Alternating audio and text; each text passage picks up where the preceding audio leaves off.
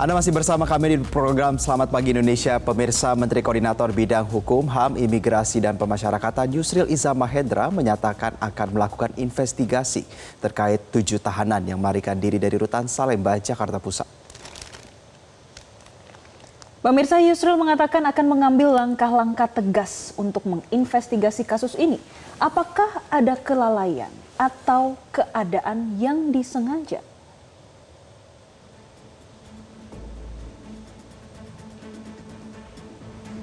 Apabila terbukti adanya kelalaian, Yusril memastikan akan ada sanksi atau teguran untuk pegawai rutan. Yusril mengatakan kasus ini menjadi perhatian serius pemerintah. Ia juga menyebut pemerintah tengah memikirkan untuk mengantisipasi masalah kelebihan kapasitas di rutan maupun di lapas.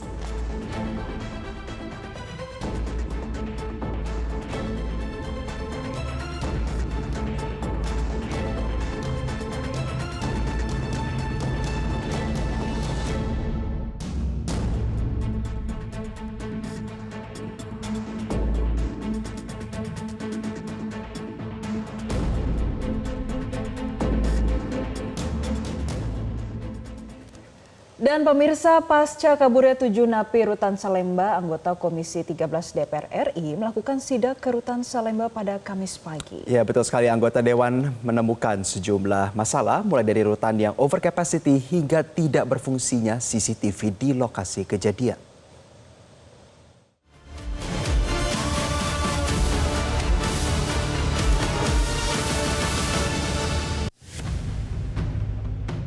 Pasca kaburnya 7 tahanan dan narapidana dari Rumah Tahanan Negara Kelas 1 Salemba, Jakarta Pusat, rombongan anggota Komisi 13 DPR RI melakukan sidak ke rutan Salemba. Sidak dipimpin oleh Ketua Komisi 13 DPR RI Willy Aditya. Pihaknya meminta penjelasan soal profil dari para tahanan yang kabur. Komisi 13 juga menemukan beberapa CCTV di sekitar lokasi kaburnya para tahanan dan napi yang tidak berfungsi. Namun CCTV tersebut diperbaiki setelah BAP polisi dan BNN. Masalah lain yang ditemukan adalah rutan yang over capacity dan tidak seimbangnya rasio antara jumlah petugas rutan dan tahanan. Kami juga akan berkoordinasi dengan polisi dan BNN dengan membentuk panja pemasyarakatan. Ini menjadi titik poin berangkatnya, ini menjadi trigger saja, tapi kita tidak hanya berbicara tentang lembaga pemasyarakatan dan rutan yang hanya di Salemba saja, tapi ini menjadi benar-benar titik berangkatnya. Yang kemudian kita tadi meminta CCTV selama seminggu, bahkan rekam jejak kapan mereka mulai satu sel ini, yang 7 orang. Nah, tapi ini menjadi materi yang akan kita dalami di dalam panja, teman-teman semua.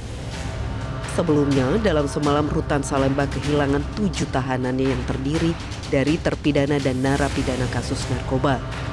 Ketujuhnya kabur lewat gorong-gorong saluran air pada Selasa dini hari dan baru ketahuan petugas pada pagi harinya.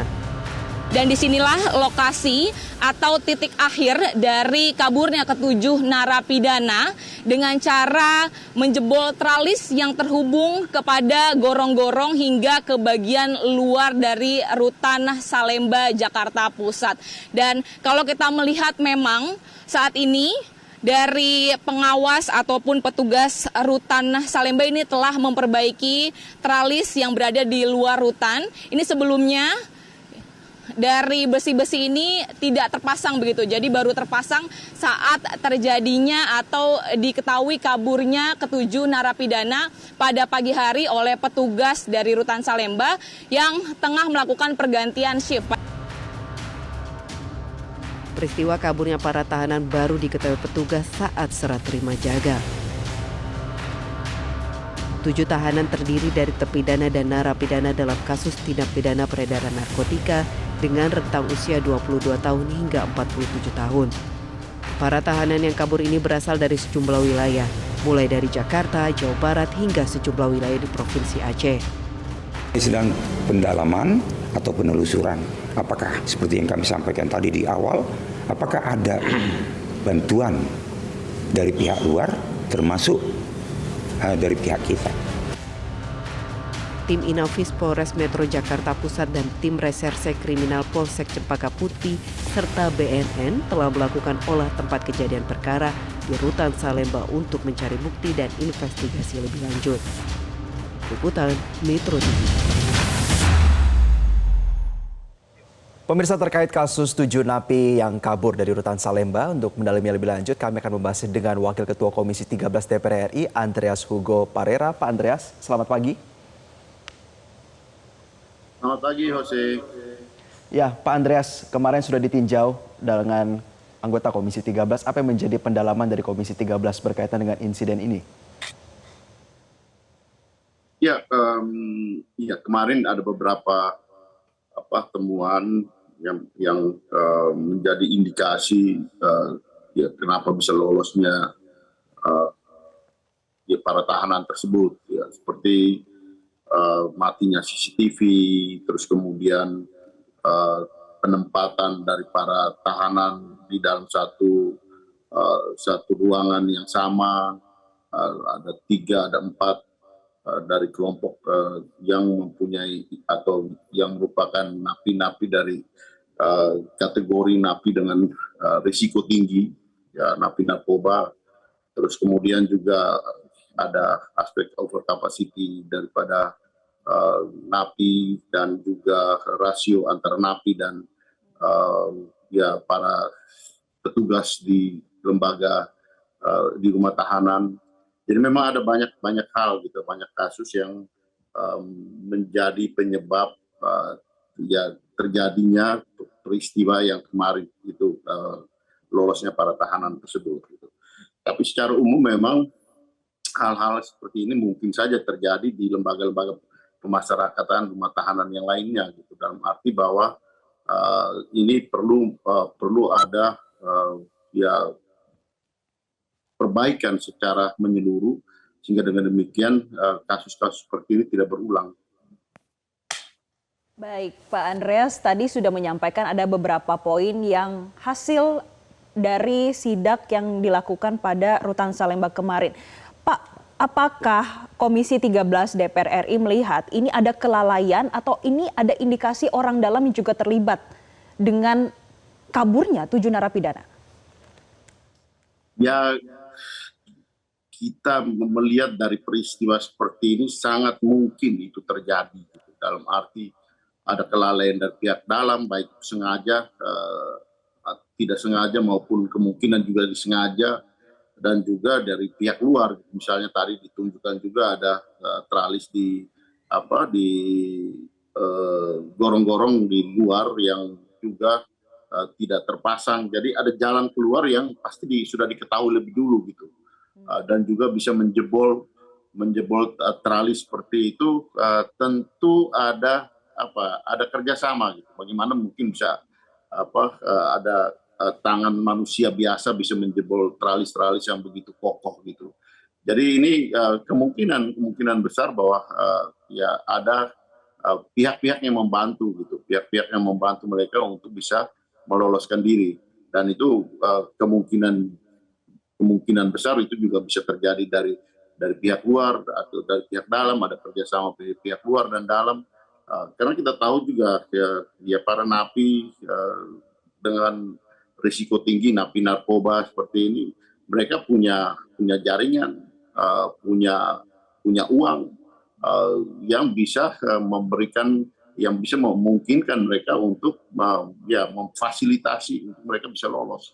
Jadi ya hal-hal seperti ini kan sudah beberapa kali terjadi, dan kita tahu bahwa peristiwa-peristiwa ini tentu ada penyebab yang mengindikasikan kenapa ini bisa sampai terjadi, dan kita harap kita ke depan kita perbaiki dan ini bisa meminimalisir, gitu, karena kita tahu juga bahwa di Indonesia ya sekali dari informasi dari data yang kita peroleh, ya lebih dari setengah narapidana itu adalah ya mereka yang berkaitan dengan narkoba, gitu.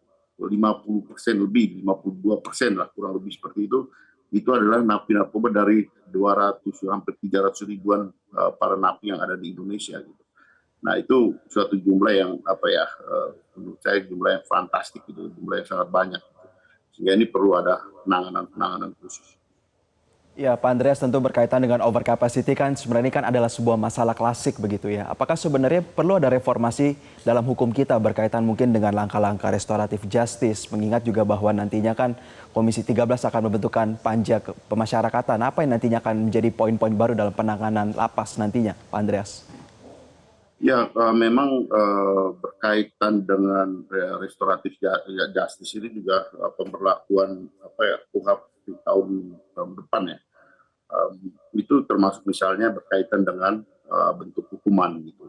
Jadi misalnya untuk mengatasi overcapacity atau jumlah yang berlebihan, jumlah yang melampaui kapasitas, itu ya termasuk soal hukuman ya, misalnya dalam kasus seperti narkoba ya, ini kita baru melihat kemungkinan ya, mereka yang pengguna, pengedar atau gembongnya, itu tentu mempunyai kategori yang berbeda gitu. Dalam arti ya pengguna itu mungkin bisa masuk melalui proses rehabilitasi sehingga tidak dikumpulkan satu tempat gitu.